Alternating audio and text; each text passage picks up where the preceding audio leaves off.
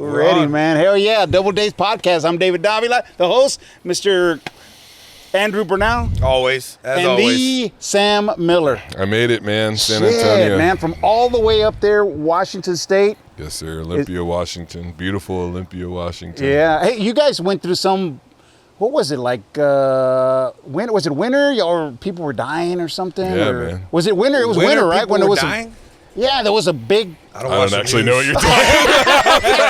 I was like, yeah, dude. I was making it up, man. Yeah. I was like, people die all the time, freezing dude. to No, death. there was a lot of people, Yeah, man. a bunch of people dying from old age, man. Just No, people something dying. happened up there. I don't remember what People it was. Maybe it was aging. it was the rain. The rain. Oh, yeah, we had some Spokane bad floods. Yeah, we had some bad floods this year. Yeah, because Not around Spokane, though. Because I had a lady that stayed here. She was from Washington State. Yeah, it was up north. Yeah, it was pretty gnarly up there.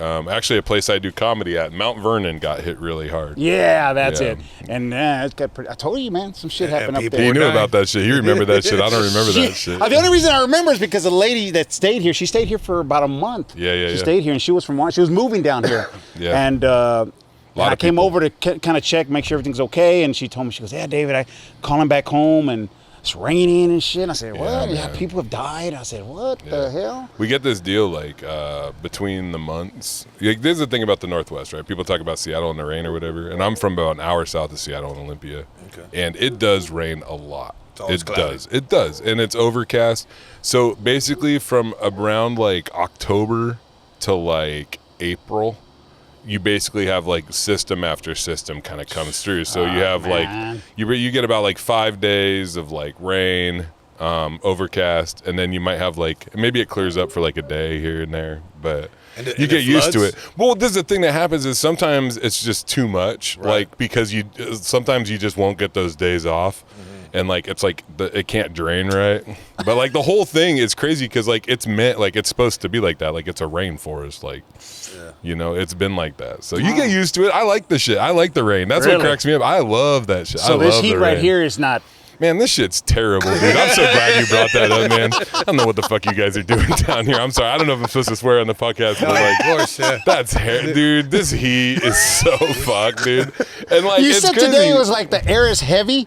Yeah, well, no, I said this air has weight because I said I was trying to look for something light for dinner, and I was like, man, even your air is heavy, dude. Like, this is gross, dude. And then we went to the goddamn theme park today, and luckily, dude, nothing bad happened. I'm still too fat for like a lot of the roller coasters. You didn't get on any of the roller coasters of Superman? I went on some of them, but I didn't try to go on Superman. We honestly, like, we hit a spot where we had to eat something, and then we went to the water park. It was a water park day. So I think every day in San Antonio is a water park day, dude. I don't know what you guys are doing, man.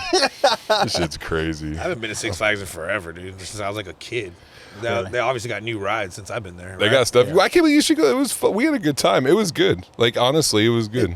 I guess it's like where you're from, you're always like, oh, there's nothing to do. You know what I mean? Yeah. But you come in and you're just like, dude, I went to Six Flags. I went to the Riverwalk. Yeah. I did, like, it's a good time here in San Antonio. Yeah, it's nice. And, you know, I've been to this is probably my 6th or my 7th time in San Antonio, honestly. And I think I've been here in the fall. Like, I've been here when it's pretty hot, but, like, I've never been here when it's hot. Like, this is the summer. And you know what's crazy is the only reason I'm here, so I booked a show. I'm in Odessa tomorrow. I'm doing a show for like a clean and sober biker club. And I was talking to this dude, Jerme, who I'm working for, who helped put together the show I'm doing tomorrow. And we were supposed to be in El Paso. And I was kind of excited because I've never been to El Paso. That's a market I've never worked before. Real close to the border. Yeah, but then he was like, how do you feel about going to San Antonio? I was like, sure. You know, because I like San Antonio. I like the people. I really do. Really? I like, I love Is that the first thing that comes into mind when you think San Antonio now that you've been down here? You know what's wild about it, man, is like I think as a professional touring comedian is that I get to experience places differently than a lot of people do. Because like I wind up hanging out with people that want me on their podcast or like book me on a show, right?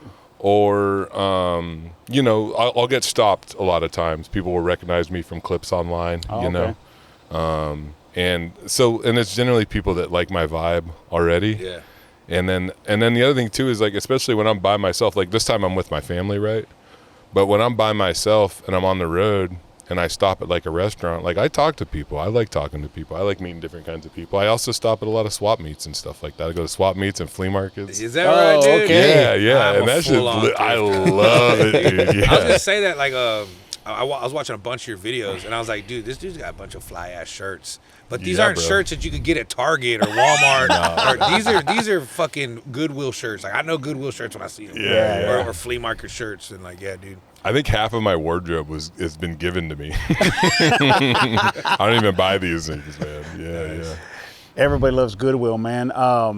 Yeah, I did that. Well, we still do it. Do kind of like a buy and sell, bio antique stuff. And Bro, I'm telling you, man, like Walmart, Target, and like consumerism, like I get it. Like I do it too. I do it.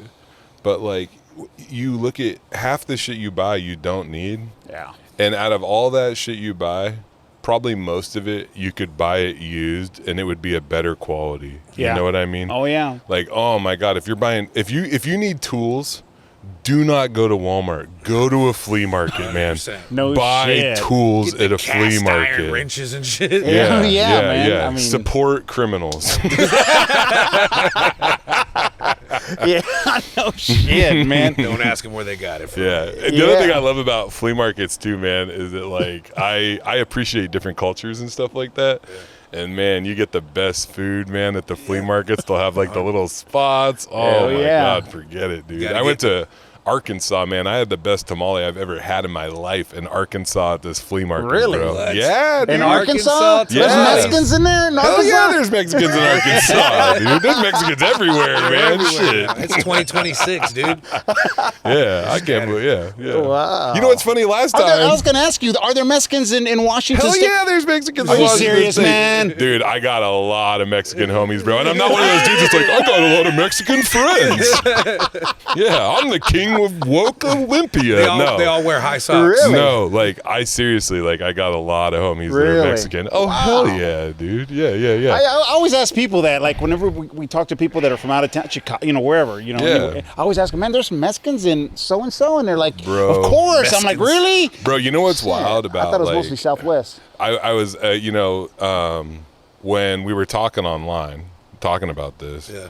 And it's funny because last time I was in San Antonio, I was on a podcast with some other Mexican folks, and they had the. We're all Mexicans. Yeah. We're all They Mexicans. had the what do you call them, the seashells, what do you call those things, the baked goods, The conchas. yeah. And it was a morning podcast, and they had a bunch of them. And then I took a bite, and I was like, this is too sweet for me. And then she was like, no, dip it in your coffee. Yes. And I dipped that shit in my coffee. And see, when I learn stuff like that, Yeah. it's like I'm in on a secret. Yeah, you are. And see, this is the deal then. It's like, so now it's like I know another something. Yeah. You know, Yeah. because Hell yeah, conchas man. There are and not a lot of coffee. people. Yeah. I'm glad you brought that up. Not a lot of Yeah. people know that, to dip it. You The gotta people dip just, it in the coffee. Yeah. They might think it's too sweet, like I did. I was Yeah. like, man, this is too sweet. But in the coffee, In it's the coffee. perfect. Let's What? go, Dipping shit in dude. your coffee? Yeah, that Hands shit down. hits, dude. Hell yeah, that is a shit. Yeah. Hey Sam, so how long you been doing comedy? Oh man, 12 years, man. 12 years. I Really? started 2014. Wait, no. Yeah. What year is it? Yeah, we're in 26. 26. Yeah. Dude, I'm having a rough day. I've been at that theme park all day. The sun, Yeah, the heavy air. Yeah. No, I started in 2014 in Olympia, Washington. I was wandering down the street. I'm one of those cats that people were telling me for a while that I should do it. I had been doing some public speaking stuff, like in the recovery world. Oh, okay. Which, like, is something that I can kind of talk about, but can't talk about too much. But, like, I am in recovery from addiction, so it's been 18 years I've been clean and sober. Congrats. I'm involved in, like support groups and stuff like that for Okay. folks with issues. And so I got started doing that kind of stuff where people would ask me to speak at different, like, conventions and stuff. Nice. And I got a lot of laughs, man, because I've always been kind of funny. And then, and honestly, a lot of that stuff was when I was like locked up or homeless and stuff, where you kind of have to be funny.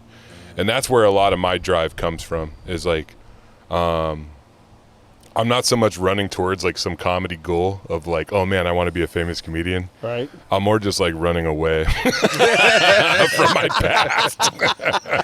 And I don't know, man. I try to be honest. I try to be cool about shit. And but yeah, so I wandered into a spot, man. And honestly, like out the gate, like I the first joke I ever did, I told a story about. This is a true story. I was making a cup of noodle at my mom's house, and I was drunk. And you know when you make a cup of noodle, and then you get the fork and you put it on the lid to hold the heat in, right? Yes. So I'm doing that shit. I'm wearing my boxers, right? And then I shut the silverware drawer on the tip of my dick. This really happened. Like, and you got to think about this shit, right? So I'm 6'6", right? I'm a huge individual. And like my dick has to hang right in the silverware drawer. Like, I'm just telling you, like, this shit happened, bro. And it was the weirdest thing because like I didn't slam it in there or whatever. I just shut it like you'd normally shut a drawer, you know? Yeah. I was probably not trying not to wake up my mom. Right. And it made me, I almost passed out. Like, and when I did it, it's weird because it didn't hurt my penis. The first time I did it, it was like I got electrocuted. Wait, the first time? No. I don't know why I said the first time. I didn't do it again. Yeah. Wait, the first time? Yeah, now I can't come unless I do it. Yeah. It's like a thing. But like it like hurt my back more than it hurt my dick. I was like, wow. And then I was gonna pass out, so I went down to one knee, and then I just kind of tipped over on my side, and then I took a shower. Like, no. Was it the old school drawer where it goes Pam, or is it one of those where you can slam it and it goes? And then it... No, it was old school. Yeah. And the thing is too, when I say this too, so like it really was like the tip. So it was like a centimeter from like the top, and I'm circumcised. I think that's important for everybody to know. Hey. Right on. Yeah. I just want to make sure everybody got that. Good Catholic boy, man. They got me. They got me coming out. They got you, man. I was got wondering you. what Trying to they get do away. with all those little skins. Yeah. Are you guys circumcised? I am. You are? Nope. King. Nope. Oh, there we go. Yeah. All right. Anyway, hey, thanks for watching, guys. Comment if you were circumcised or not. We want to know. We want to know. We want to know. Yeah. I don't know why I asked that. I felt hella weird about that. Yeah, I've never slammed a door on it or either or anything like that. Yeah. I think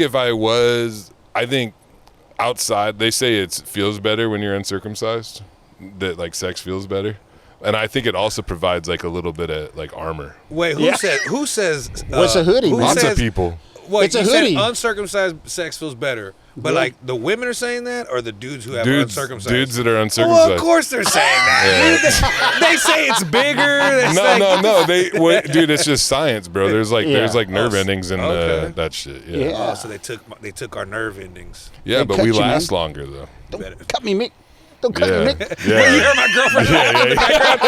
Yeah, all these uncircumcised dudes be busting real quick, dude. They can't even. The minute you pull that foreskin back, it's like, whoa, she's out.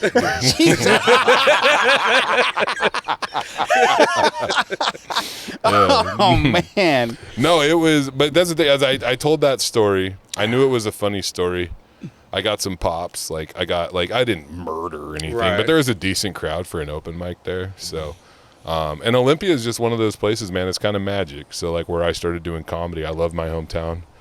There's just a lot of artists and a lot of art, and comedy kind of fits in. And like I'm kind of my place. Do you know what I'm saying? Like I love my hometown, and my hometown loves me back. And like when I do comedy, it's like I'm representing Olympia. And I take a lot of pride in that because like there's a certain way I do comedy.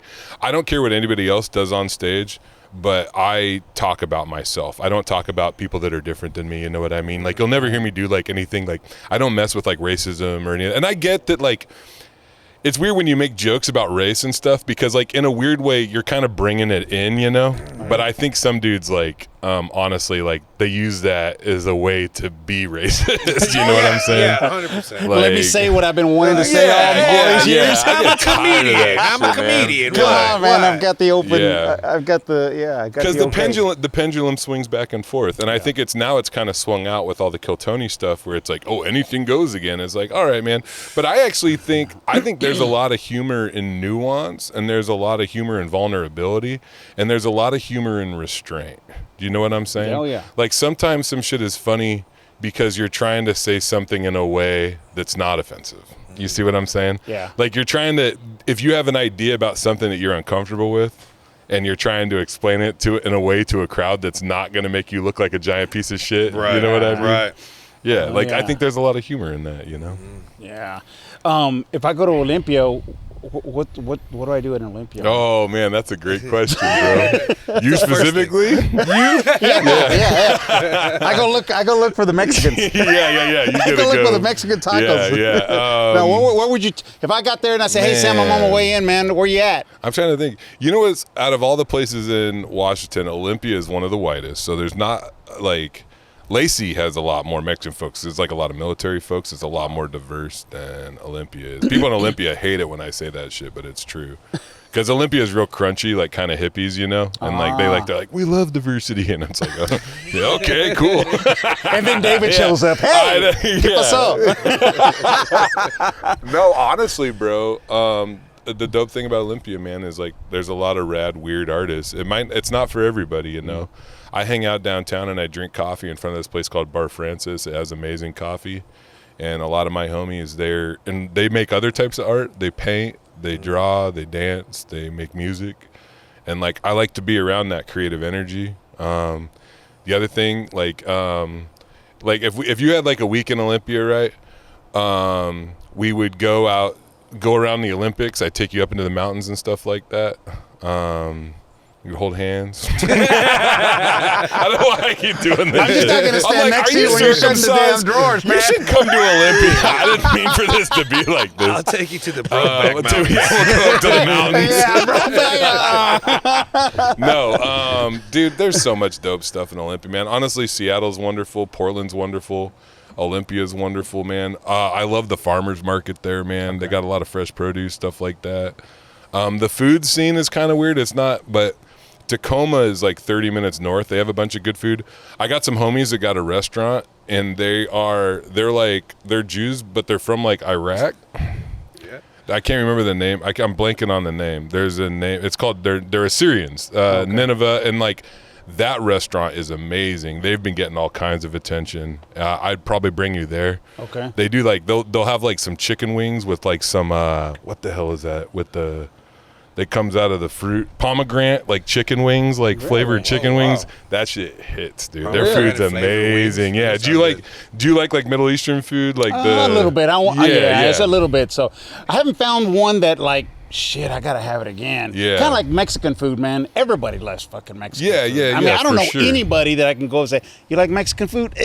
I've never had anybody say that to me, right? Yeah. So, but Middle Eastern and all that, there are some that are just a little bit different. Maybe the spices that they use. Yeah. So another, and then if for like my Mexican spot down there, man, there's a place called Centralia. It's about 20 minutes south, and it's like mostly an old logging town.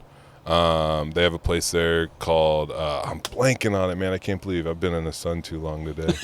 But it's funny, man, because it's like this old Mexican family, and they all run it, and it's from a specific region of Mexico. And if you ask them to do some other shit, she'll be polite to you. She'll be like, oh, no, we don't do the chips and salsa. We don't do that, but we have this, you know. And it's like a lot of the, what do you call it, the mole or whatever. Oh, yeah.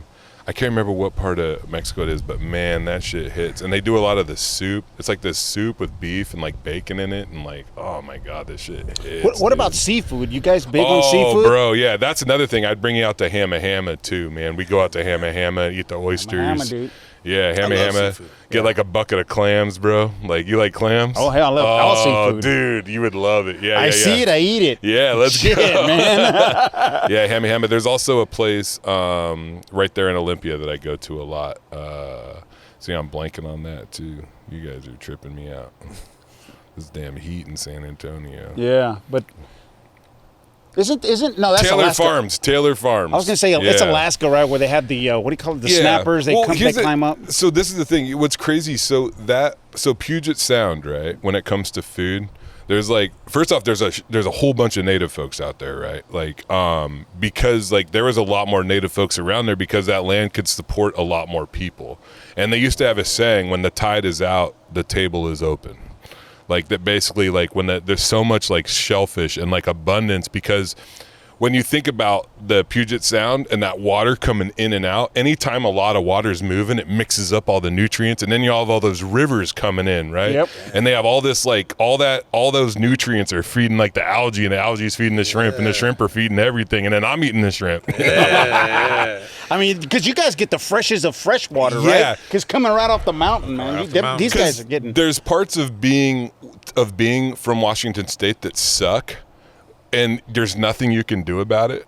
But what you can do is you can celebrate the amazing shit. And so if you love, like, nature and beauty and mountains and, like, fresh seafood, then you're good. You know what I mean? You're good. Yeah, make a so trip that's up what I there, would man. do. Yeah, we need to start traveling. Yeah, we do, man. I miss seafood, man. I'm from Corpus Christi, which is like just a few hundred Yeah, miles yeah, down yeah. from here. And That's where Whataburger started. yeah, damn right it is. That's where it tastes the learned best, that. too. But, no, man, I'm from Corpus, so eating seafood was like almost a daily thing. Yeah. And up here, I don't even trust seafood up here. It's like too far away from the water for me. I can do it here, but man, I'll be in, like, I was in South Dakota, and they were like, "Oh man, there's a great sushi place," and I'm like, "Yeah, it was probably good. I'm probably just tripping." 'Cause, Yeah. I mean, they fly the stuff in. Yeah, You they know do. what I mean, it's overnighted, man. That's like... I Yeah. mean, shit. Our world is Amazon. like... Literally, everything's overnight now. Yeah.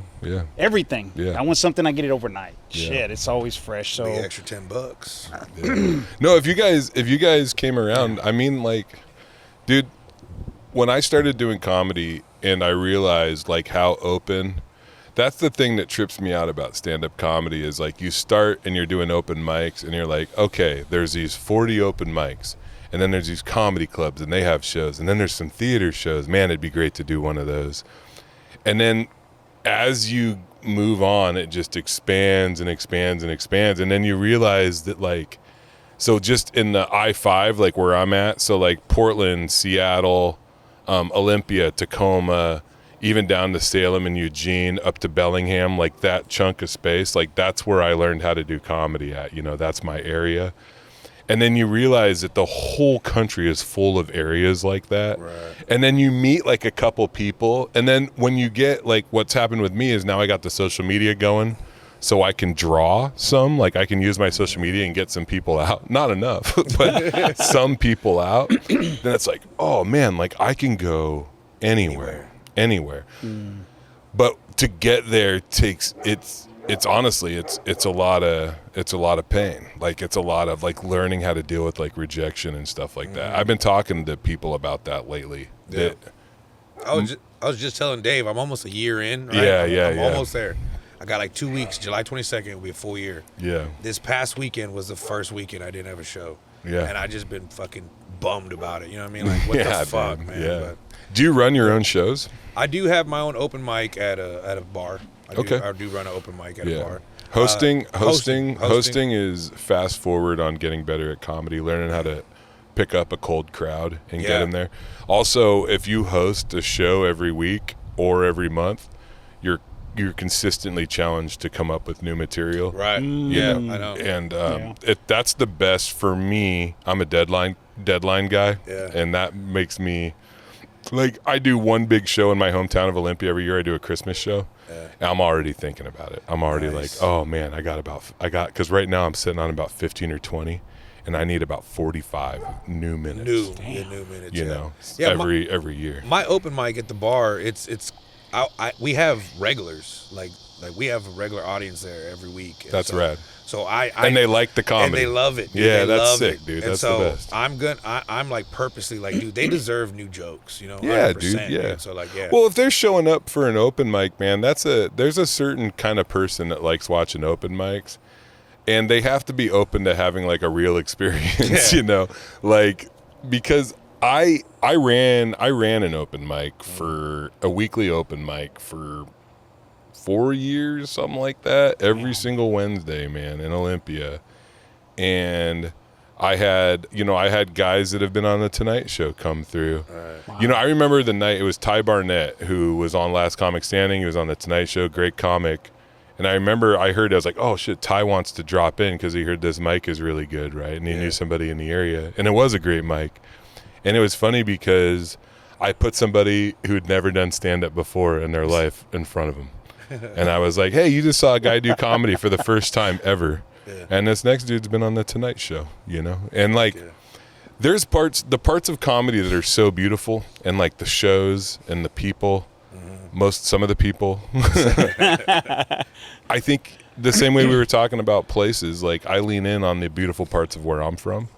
I think we need to lean in on the beautiful parts of comedy. Do you know what I'm saying? Yeah. 100%. Because life is too short to dwell in like that negative shit, bro. And it's right there all the time. And I deal with it too, man. Because I was gonna tell you, because it's that thing, man. Like you at a year in, it's gonna hurt, dude. It hurts because, and it doesn't matter what industry you're in, bro. You want more. Everybody wants more. That's a disease. They call it the disease of more. You know what I mean? Yeah. Because you know what's funny, man, is it like, I am grateful that I'm making a living doing stand-up comedy, but I'm no more or less happy than I was when I was 2 or 3 years in. Dude, when I got on, I got on a show. I was at the Comedy Store. I went up right after Mark Maron, right? And getting that gig felt so good. I'm in the parking lot of Planet Fitness, trying to avoid working out. And there I am. I'm crying in my car in the parking lot of Planet Fitness because I'm so happy because I'm doing this show at the Comedy Store. Yeah. I remember when I got a guest spot at the Comedy Underground, RIP Seattle Comedy Underground, and I got a guest spot on the callback show, the Tuesday show after the open mic, and I got to do 7 minutes for 30 people at a comedy club. And I was just as happy about that as I was about the fucking Comedy Store. Yeah, dude. You know, because like, you see what I'm saying? It's I do. Yeah. I got super emotional with my girlfriend before I started doing comedy. We were out to eat, and I told her, I was like, I just want to make people laugh. I just want to do it. Like, I just want to do it. And she was like, we'll do it. Yeah. And I finally pulled the trigger. Yeah, you fucked up. Yeah. She really fucked up, dude, because I can't see what the fuck, dude. I can't drive at night, so she's definitely. You can't see? I can't, like, well, I could see, but not at night, dude. I'm talking about like every light. You can't see at all at night? I can't see if I'm driving. You can't see clearly fast enough. Have you gone to the doctor? Oh, yeah, for sure. These are like new lenses, man. I just got them like last year. What did the doctors say? They say they just say it's normal. They're just like, yeah, it's normal to have a burst. And I go, no. A burst? Yeah, like that's what they call that? Like the headlight burst. So every light looks like a firework? Yeah, dude. That's awesome. Like all these lights right now that I'm looking at, they're like big bursts like that. Yeah. It's crazy. Right. And then headlights. Is that what moths got? Oh shit! Is that why they do that? Well, see, what happened with me was that I was fascinated with lasers when I was younger. Well, there you go. I used to close one eye and shine the red laser in this eye, and then move it, and then switch eyes, and it'd be like all blue and regular and all blue. Like, I don't know. That's dude, I want to talk shit, but I've done stuff just as dumb. I bet that was pretty. You know, you just talked about that shit. I was like, that does sound pretty sweet, dude. Looks all weird and then regular. Hell yeah. Exactly. It was badass. I used to squeeze my eyes shut really tight and press on my eyes and make weird colors. Yeah. And then they'd be like, Sam, pay attention. And I'd be like, I'm busy. Sometimes when I'm rubbing my eyes with like this in the middle of the night, my wife goes, will you stop it? Because it sounds like you're cleaning a window. I'm going, oh, really? I do this shit where my ears get itchy and I go, blah, blah, blah, blah, blah. And I guess it's really loud, and my wife fucking comes unglued. That and with my sunflower, me spitting sunflower seeds, she hates that shit. The other night, I fucking, middle of the night, dead asleep, I just raised my arm and started scratching it. That was it. Under the blanket, yeah. So the blanket was like a tent. Like a tent. Yeah, sure, Andrew. You were letting the air out. Yeah. Let's go, dude. Oh, man. Hey, Sam, so, hey, tell me a little bit about some of your favorite comics out there, man. Somebody you'd like to go see. Man, the guys that are working right now. Yeah. You know, so I guess I'll put it into categories. So, like, the kind of Kill Tony kind of stuff, man. I really like Casey Rocket, man. He's really something. I think he's special. And I really like Sam Talent. I like him as a person and as a comedian. Who else, man? Maria Bamford, big fan of hers. I like her stuff. I like that style of comedy. There's a comic named Kate Anderson out of Minneapolis who I thought was fantastic. That's such an interesting style of stand-up. When folks do that shit, I don't know what it's called. I think sometimes people call it like a soft sell or whatever, where you go up on stage And like part of why it's funny is you kind of act like you don't know what you're doing. Like it's like that nervous energy. Yeah. Like I live for that shit. Like setting a vibe. Like I feel like if you can build that up in a crowd to be like, and then there's this wonderful moment with comics like that where like maybe like 5 or 10 minutes into the show you realize, oh, like this is actually a great performer. Like I've been, and then you're on board, you know, Right. and then they get going and you get going. It's not really pan though, right? It's like What do you not a mean? pan delivery, like how it's just a flat comedy. Oh, yeah, it's not. Well, it can be. I mean, it depends on the comic. You know what I Right. mean? Like I think it's strange because like guys like, and Kinane, who I work, Kyle Kinane. I don't think so. Okay, yeah, you should check him out, dude. He's like the generation kind of before you. So like people compare me a lot to Kinane, and that's like high praise. So like Nice. I'm a storyteller, but I'm super punchy. Like I can write, and I write a lot of one-liners, and I do them sometimes. But I get away with my punchlines are real hidden. Yeah, I mean, You I'm know a what I mean? storyteller too. Like, because Yeah. I mean, I could write a joke, right? I could write a one-liner. Yeah. But I feel like the crowd they're more drawn with a story. Like Yeah, a they can story. be. It depends. You just got to be good at it, and you got to make sure there's laughs in there. Like that's the Right. thing that people mess up. Is it? That's why I'm actually like I always make it clear that like I'm a storyteller, but like I take a lot of time and a lot of work on all this stuff, and like I'll have a joke. A lot of times, what'll happen is I'll write a joke and I'll have the punchline.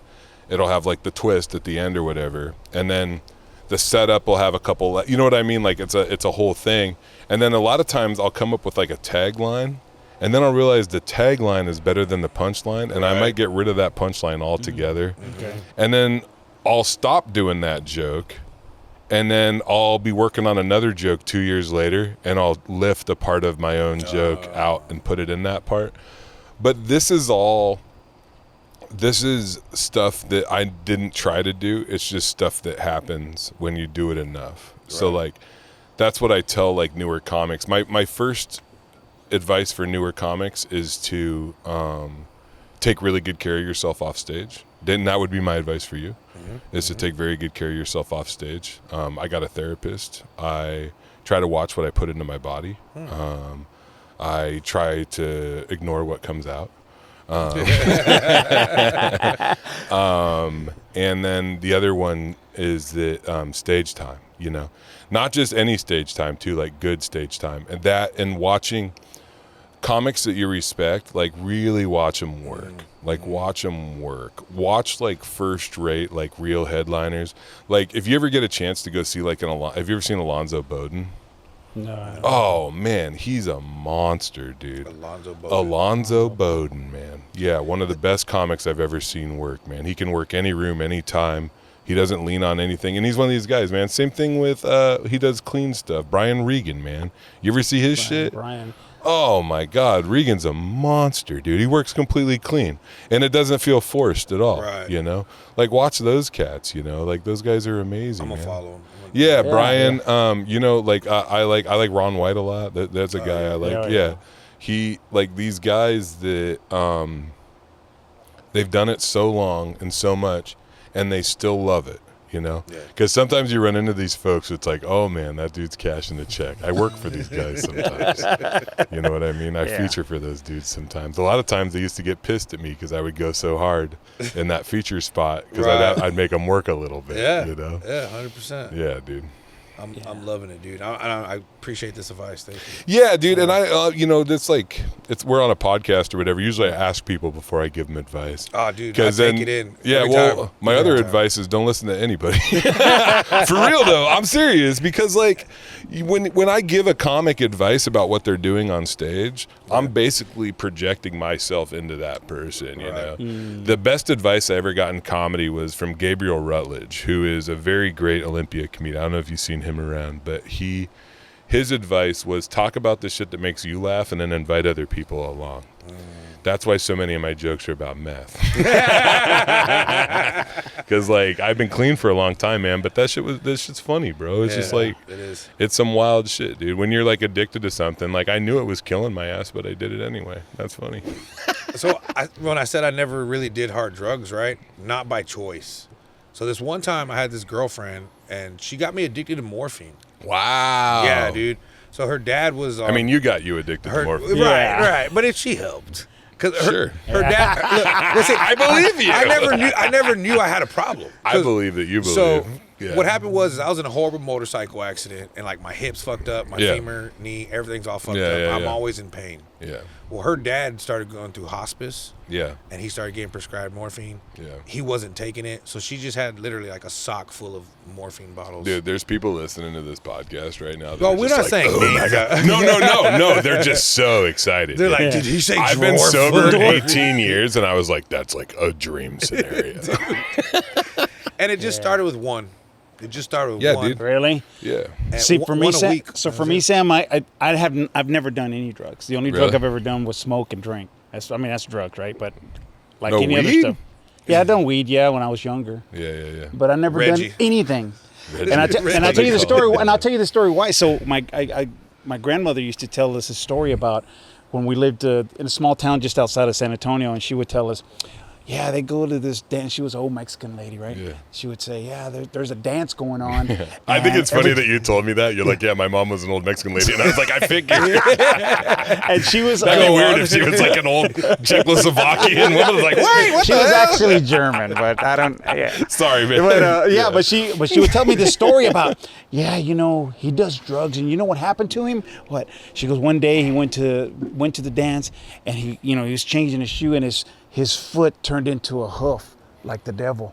Ooh. And I said, what? And she was like serious, man. Like, and see, David, if you do all them drugs, I'm not saying that that's going to happen to you, but it happened to this guy. Yeah. And that scared the fuck out of me, dude. I mean, I'm fucking going to be 60, dude, and I still fucking ain't going to do that shit, right? Yeah. And so that's my story, man. I'll stick to it. So, but yeah. That's real. In my time now, at 18 years sober, I meet a lot of people when they come into recovery. You know what I mean? And then I'll only know them as somebody who's trying to get clean, right? And then sometimes those folks relapse, and it's brutal, man. It's brutal. I don't want to bring this podcast down. But like, dude, like I've lost so many people, that I used to get high with, like dudes I went to high school with, dudes I fought fire with. I used to work for the Forest Service. Man, like it's brutal out there. And the thing that it's weird, like as somebody who's been through it, like I wish more people would understand that, like, I didn't try to become like, I didn't wake up one day as a drug addict. Like I made 1,000 little decisions, and all of them made sense to me. Mm-hmm. You know what I mean? Mm-hmm. Like all of them made sense to me. And then one day it's like, I did kind of come to and be like, man, like, what the hell is happening? Like it's like being on and off the streets and shit. And the thing that I'm most embarrassed about is my mom, who she's in the house right now. Like we're on this tour together, and we have a fantastic relationship. But my mom had to get therapy after I got sober because she would have panic attacks if the phone rang after 9 p.m. because she thought it was the sheriff of the hospital, and like that shit kills you, dude. That shit, it hurts your soul, and like that's the deal with the addiction shit. Is it, I got high because I hated how I felt when I was sober more than I liked being high. Like I was running. It's hard when you're running away from yourself. Were you funny during that time? Man, it's hard to say. Like you don't remember? Well, that was one of those deals where I kind of had to be funny, right? Because I might steal your shit. I had to bring something to the table because I was gonna take other shit off your table. And I lived on porch couches. I lived in abandoned houses. Really? Wow. Yeah, I got to see. You know what's quite crazy, man? Is it like I could say that I got to see a part of the world that is very scary and very gross and very sad, but I was also surprised at how much like joy and beauty that exists even there sometimes. Like that's like when I was incarcerated or whatever, like we still had good times. You know, I met some wonderful people when I was incarcerated. I mean that. Like I have some really good friends that I was locked up with. Yeah. You know, and same thing when I was living outside or when I'm in rehab, and it's like I hate it when people that haven't been through it tell me how to feel about this shit. You know what I mean? Like these cats that want to talk about like incarceration this and freaking homelessness that, but that's the score, man. Because I think everybody's been traumatized, man. It's like we live in this world where it's hard not to see the cruelty. You know, it's like people can say all kinds of reason why there's a dude like today. There is a dude on an electric wheelchair in a busy intersection. It's 100 degrees out, and he's got a sign, and it's like, you can have all kinds of reasons and say that, oh, he made this mistake or it's society or whatever. We can all agree that that's cruel that we live in a world where that happens. You know what I'm saying? Yeah. Like that shit's wild, bro. Yeah. Man, like when you see someone on the side of the road down and out, you know what I mean? Do you stop and give them money? Sometimes. Do you read their sign? It depends on how I feel, bro. Like, it honestly depends on what my vibe is that day. Right. Exactly. I don't not do it. Right. You know what I mean? Yeah. And, like, you know what's funny, man, is, like, I'm actually going to end this tour. I didn't get a show there, but I'm in Roswell on Sunday, and then I'll go to Albuquerque, right? Like, sometimes I'll be on tour, man, and I'll pull into these towns, and I'll see some dude that reminds me of some dude I used to know. And sometimes I'll give him a T-shirt. I'll give him $10. I'll be like, hey, I'm going to park my shit here. I'm a comedian. I'm from Washington State. Yeah, here, you can have this, man. Hey, you like comedy? Because a lot of cats, you know, they're on social media and shit, you know. Right. And I'll be like, yeah, it's Sam Miller, man. I've been sober 18 years, and you can hold this $10 here, and like, yeah, try not. If you're around here, man, make sure nobody messes with my shit, you know. Because that's the thing. Because like, you know, a lot of times, including me, like, I've been middle class. I've been down and out. I know both of those worlds. Yeah. And in a weird way, I know more about my town than somebody who's just been one of those things will ever know. Do you know what I'm saying? Like there is like a hidden world, and I love that I know about it, and I love that like I still got a lot of homies that are in it, and like it's kind of rad that we get a chance to interact with that shit. And like I don't think that like just because I'm sober or that I'm middle class now, I am not gonna forget like where I'm from. 100%. And that's gonna come across on stage. Like you're never gonna hear me do a joke where like some dude who's down and out is not gonna be my punchline. If somebody else wants to make that joke and they get a laugh, I get it. Because also it's funny now being middle class, man, I see some shit sometimes and I'm like, that's fucked up. I don't like that. You know what I mean? Like I find myself like I don't want to be that guy, but I'm like, am I an elitist now? Like, is this what happens? Yeah, because I worry about my shit. Because like I worry about my shit getting stolen. I got my merch got stolen in Idaho one time, and it sucks because when anything of mine gets stolen, I'm like, well, I had that coming. Right? Yeah. That's just tally it off. That's another karma. The universe still got 100 to go. The universe. Hey Sam, so have you done any like Netflix shows, or is that something in your future? It's complicated, man. Yeah. I got a special out on YouTube. I'm on Stand Up Records. I love my record label. We release specials. We have another one in the can that'll come out. I have a documentary that I worked on with Stand Up Records about my life and being on the road in a Midwest tour, and also I recorded a comedy special at the Capitol Theater in Olympia, Washington, and that's also a theater that I woke up in front of when I was homeless. And so like it's pretty dope, dude. That's so badass, it's like yeah, it's tight. Got goosebumps. Yeah, it's crazy, bro. Like and I don't take it lightly, you know. But like as far as like what the future holds, yeah. And I don't know if I sound like a maniac or maybe I'm a genius. I don't know.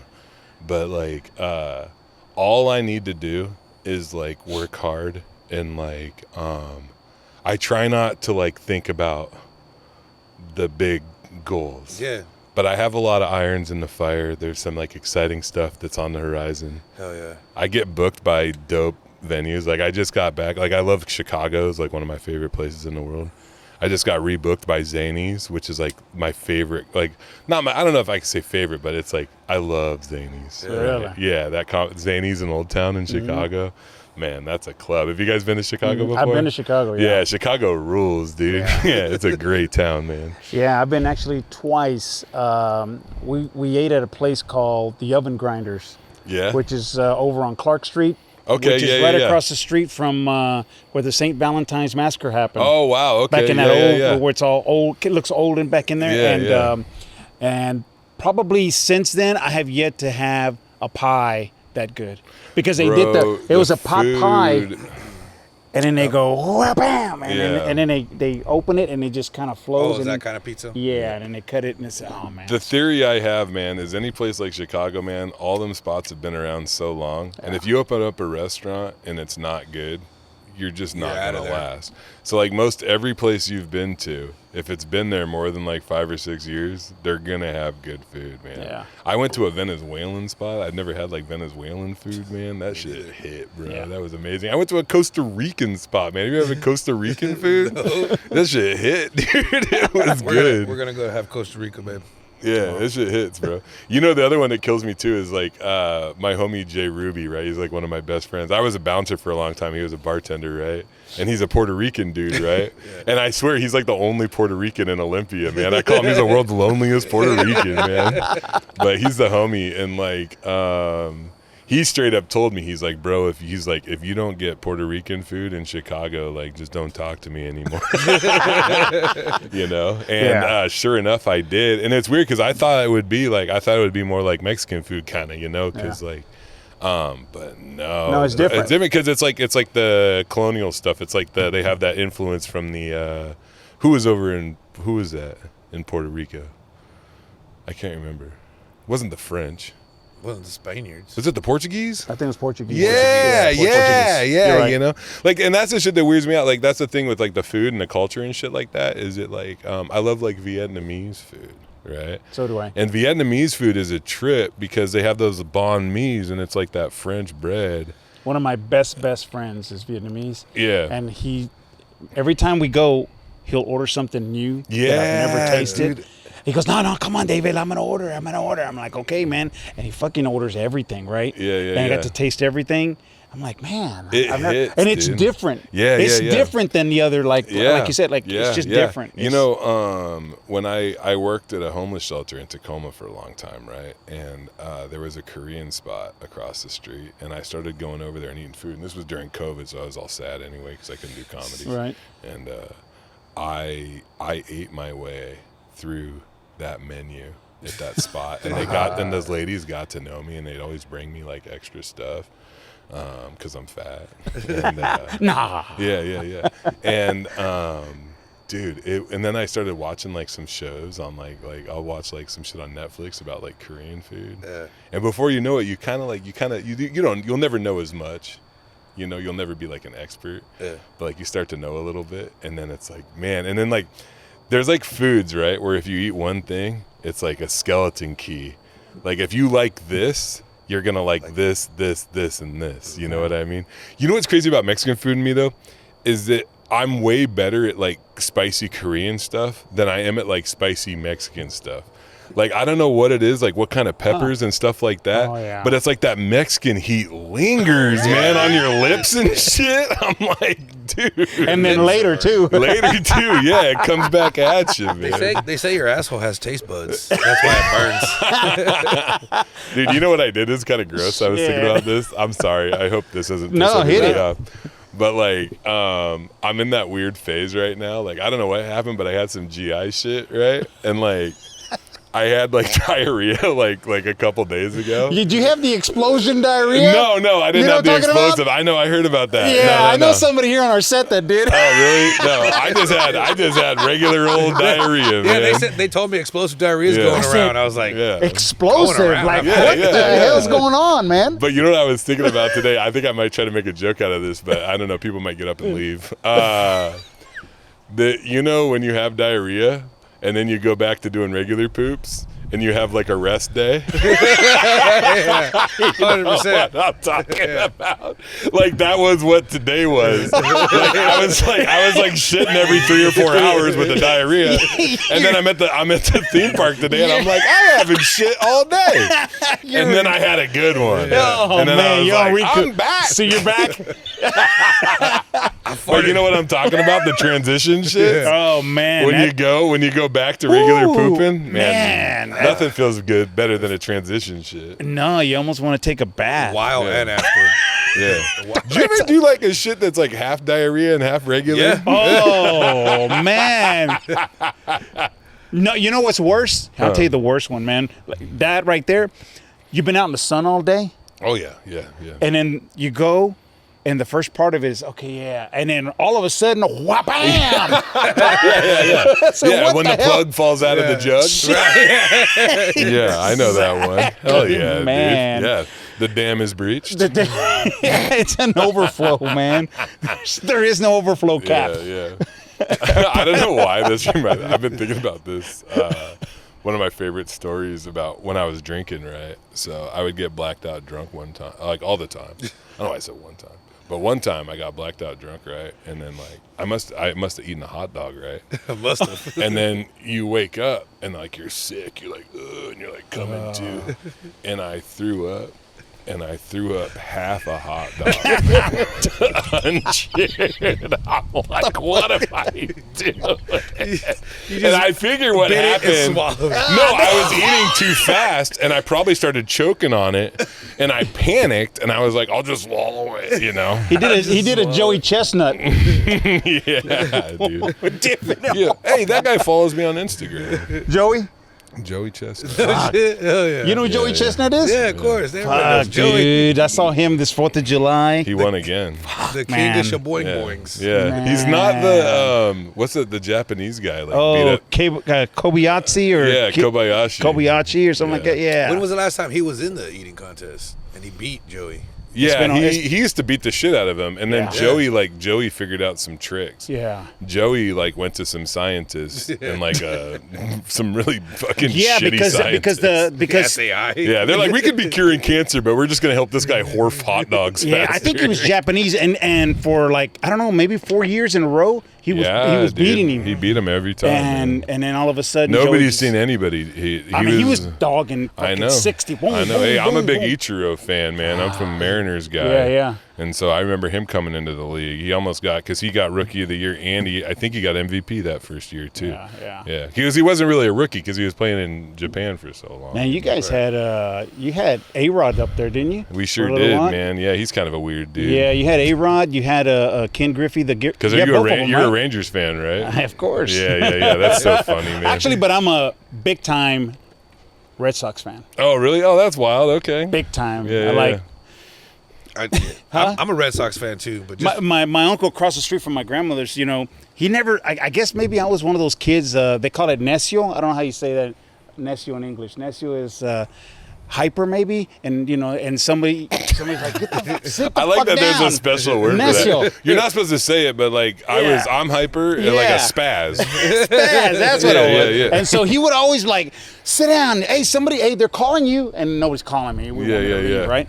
So one time he's listening to, because he was a Houston Astros fan, and I'm sitting there and I'm listening to him, and I says, "Hey, Theo, what are you listening to?" And shh, it's the Astros. And something happened. I said, "Who are they playing?" He goes, "The Red Sox." And God dang! And so Red Sox won, and I said, "Yes." Yeah. And ever since then, I became a Red Sox fan. True story. You know, I actually became a fan of LeBron James. Oh my God. I know, because here's what happened. talking about the man on Okay, the check Lakers. it out. Yeah, so I was a huge Sonics fan, and then they left in 2008, and they became the Thunder. Yep. And then the Thunder went to the finals, I think, 3 years later in 2011 against the Miami Heat, and that was with LeBron. And I hated the Thunder so much, I started cheering for LeBron James. And then I started really liking LeBron James in his game, and then it stuck with me. It's not as much anymore, you know? Yeah. But like that's similar, because like it wasn't like I didn't love LeBron. I just hated the Thunder. I still hate the Thunder. Yeah. Dude, when they won that championship, man, that shit pisses me off so much, man. Like, because the Sonics didn't leave because of lack of fan support. They Right, left right. because like people were calling bluffs with the city council. and Yeah, That shit yeah. was stupid. It was Yeah. it was money. Yeah, Who they was- didn't think they were gonna leave either. No. Because I mean, you had the glove, you had Shawn Kemp. I know. We had a great squad, man. Yeah, you had a lot of Yeah. good teams there. Yeah. They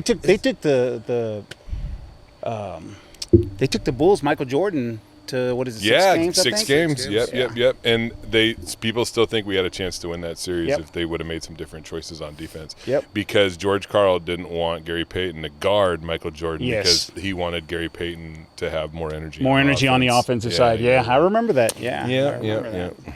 I had a Shawn Kemp jersey.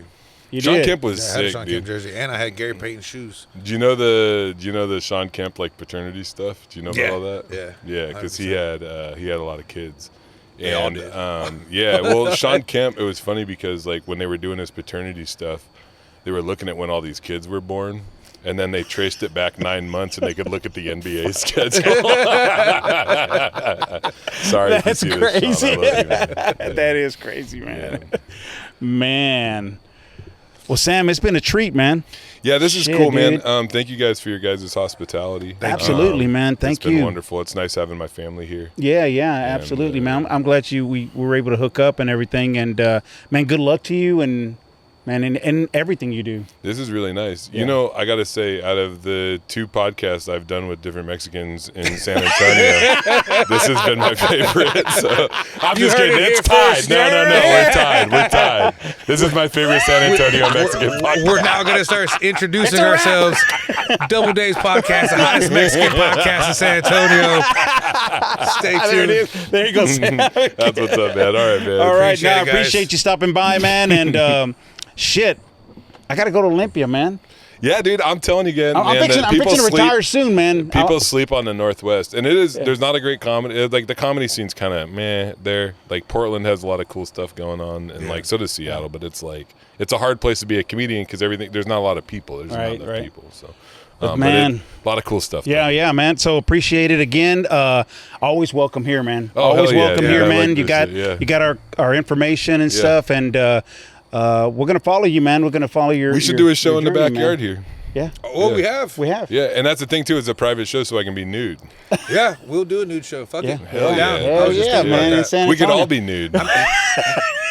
Cut and uncut. Then we can hold hands. We'll be naked and hold hands. All right, man. Thanks a lot, Sam. Hell yeah, we'll see you Sam. guys later. Later, Peace dudes. out.